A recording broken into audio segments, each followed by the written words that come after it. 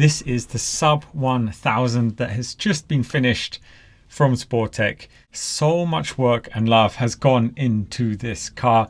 There is so much to talk about, too much actually, so I won't go into everything. However, I will leave a link below the video to this project on the Sportec website should you want to read every detail about the car.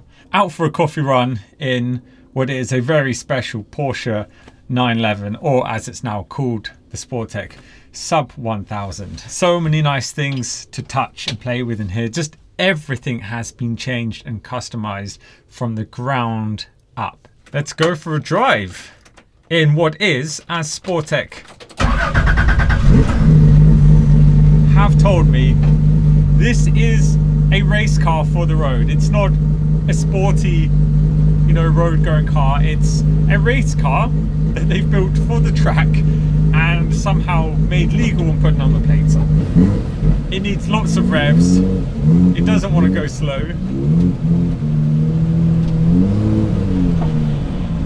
Right now, it's in the track setup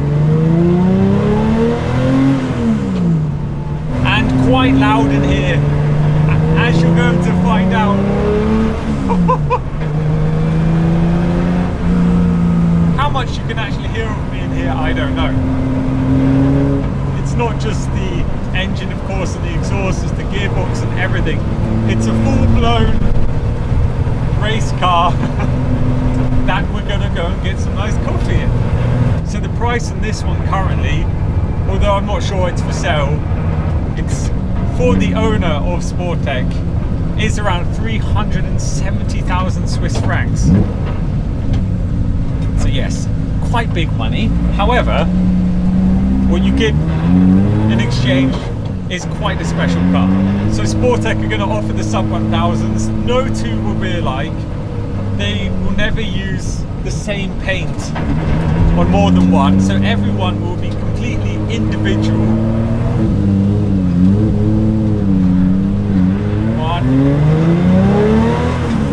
I can't lie that I have stored it a couple of times over the last couple of days that I've been driving it. So this one currently has 230 horsepower, 350 newton meters of torque, and of course under 1,000 kilograms, hence the name sub 1000. So with a full tank of fuel, all fluids, it comes in at 990 kilograms. Everything's been changed and customized.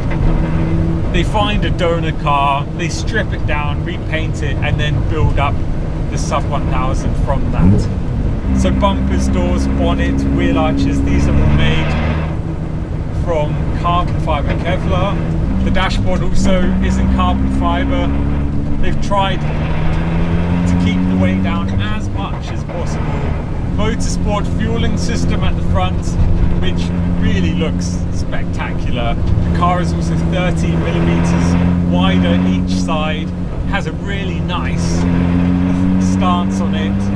Fully adjustable three-way suspension.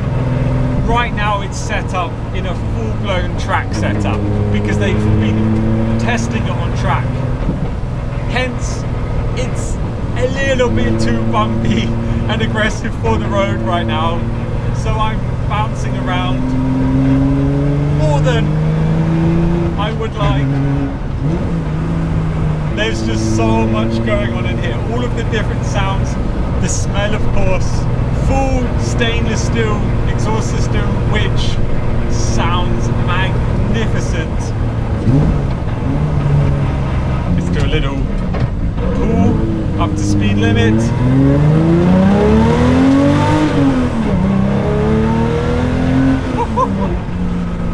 And there's no electronics. Nothing to help me. Just me and the steering wheel. That's it.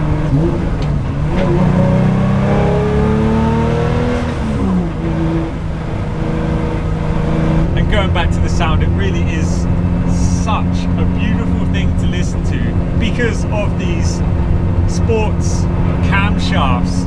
You get this offbeat sound that I've talked about on another video that had them. I can't remember which Porsche it was, but I could listen to this just on repeat for hours.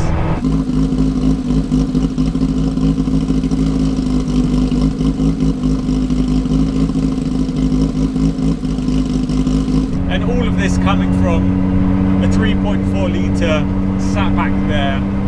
You can spec your sub 1000 with less power, more power, different engines. Otherwise, the interior, it's a super nice place to be. Apart from everything feeling nice, these seats are really comfortable actually. They fit, well, me anyway, very nicely. Turning around in cars like this takes a bit of time. There's reverse. Obviously, no power steering.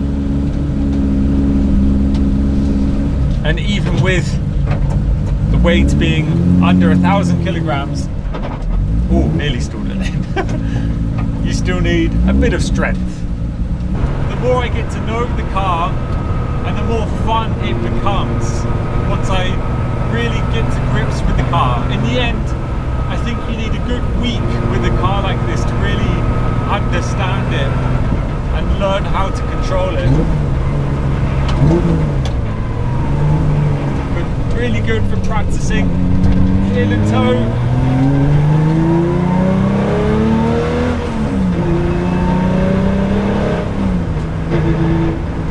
But as this is such a noisy, bumpy ride, I'm not sure how enjoyable it is actually for all of you to watch. So let's head into Zurich and get some well-needed coffee.